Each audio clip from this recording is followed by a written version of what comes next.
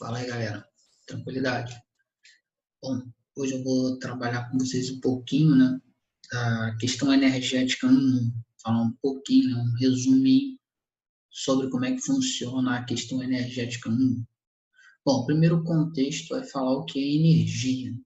Energia não é uma grandeza das ciências humanas, é ao contrário, é uma grandeza física. Então, energia é tudo aquilo, né, que produz ou que pode produzir ação, movimento, né? Na física diz que energia é aquilo que produz um trabalho, né? Bom, essa energia, né, ela pode assumir as mais variadas formas possíveis, né? Você tem energia mecânica, energia calorífica, né, o calor, energia gravitacional, energia elétrica, energia química, magnética, ou seja, existem várias formas de energia no mundo. Só que o nosso contexto aqui não é a energia em relação às grandezas e às propriedades físicas, e sim a questão das matrizes energéticas. O que é uma matriz energética? Como é que funciona essa questão? Então, matriz energética, né, são as diferentes fontes de energia disponível para o desenvolvimento de atividades sociais, ou seja, a energia que a sociedade utiliza dentro do seu contexto, né, dentro das suas atividades, seja na indústria, seja na produção da energia elétrica, seja no transporte ou em qualquer atividade da sociedade.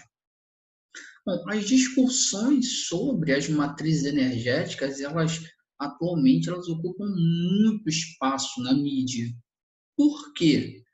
Porque hoje se debate bastante, né, meios mais eficazes de produzir energia, energia mais barata. Isso também consome, né, muitos recursos para encontrar, né, maneiras mais eficazes de se produzir energia. Então, as discussões sobre a questão energética hoje são das mais variadas, né? Desde essas questões, né, econômicas até mesmo questões ambientais, né? Desenvolvimento de energia limpa, a questão da poluição ambiental. Então, tudo isso faz parte, né, do contexto do debate acerca da energia e das matrizes energéticas. Nós podemos classificar as matrizes energéticas de várias maneiras. Uma dessas maneiras é classificar as matrizes em renováveis e não renováveis. O que seria essa classificação? Bom, classificamos energia, né, ou recursos energéticos não renováveis, aqueles recursos, né, que uma vez utilizados, uma vez que você esgota esse recurso, eles não são repostos pela natureza ou eles levam, né, um período de reciclagem pela natureza muito longo, milhões ou às vezes milhares de anos. Então, né, a questão do não renovável às vezes não está nem em relação a que a natureza não faz de novo. A questão do não renovável é que a natureza leva milhões ou milhares de anos para refazer esse recurso energético. Então, está muito mais ligado ao tempo de ciclagem na natureza do que realmente a ele não existir de novo. A questão dos recursos não renováveis. E os recursos naturais renováveis, né, são aqueles recursos que se regeneram em um tempo de ciclagem menor dentro da natureza. Ou seja, a própria natureza consegue renovar essa matriz, né, esse recurso energético, em um tempo muito mais curto.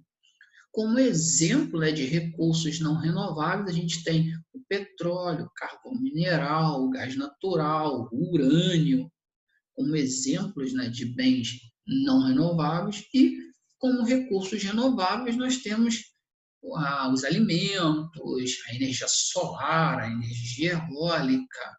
Então, são exemplos, né, de recursos onde a natureza consegue reciclar de maneira mais rápida.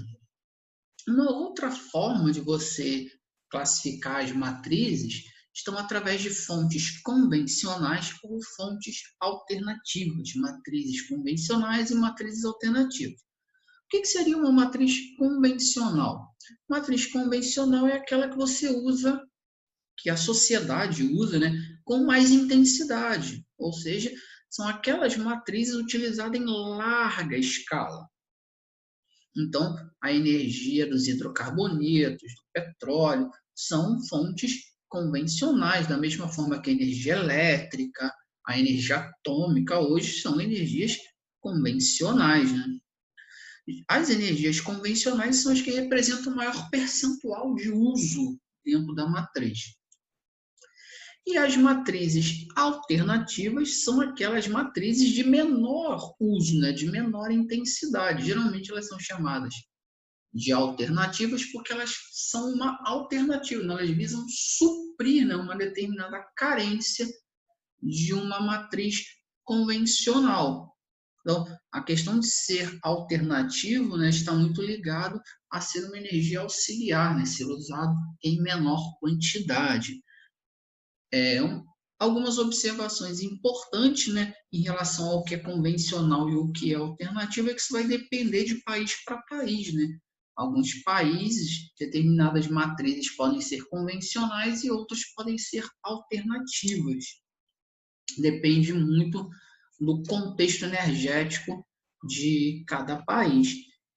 Outra observação também importante, né, é que a época, né, o período histórico também vai ser determinante para você classificar essa matriz como convencional ou como alternativo. Então é importante você entender, né, que alternativo e convencional não tem nada relacionado com a questão de ser poluente ou não ser poluente, né? A gente associa, né, energia alternativa à energia limpa, né, energia ecologicamente correta, e não tem nada a ver essa questão. Alternativo está ligado ao volume do uso, né, a quantidade de uso que você tem de uma determinada matriz ou de outra. Dentro do contexto do consumo de energia, quais são os setores da economia que mais consomem energia? Nesse gráfico aqui a gente consegue visualizar, né? O setor industrial é o setor que mais consome energia, né? Mais ou menos 41% da energia. Em segundo vem o transporte, depois o setor residencial, depois a produção de energia também consome energia, né? A agricultura, o setor comercial e o setor público, né, que é prédios públicos, departamentos públicos. Então, percebemos, né, que dentro do consumo e da produção de energia, a indústria e o transporte são as atividades que mais consomem energia, né? A atividade industrial, então, consome bastante energia, né? Depois o setor de transporte. Em relação ao mundo, né, como é que está o consumo de energia, né?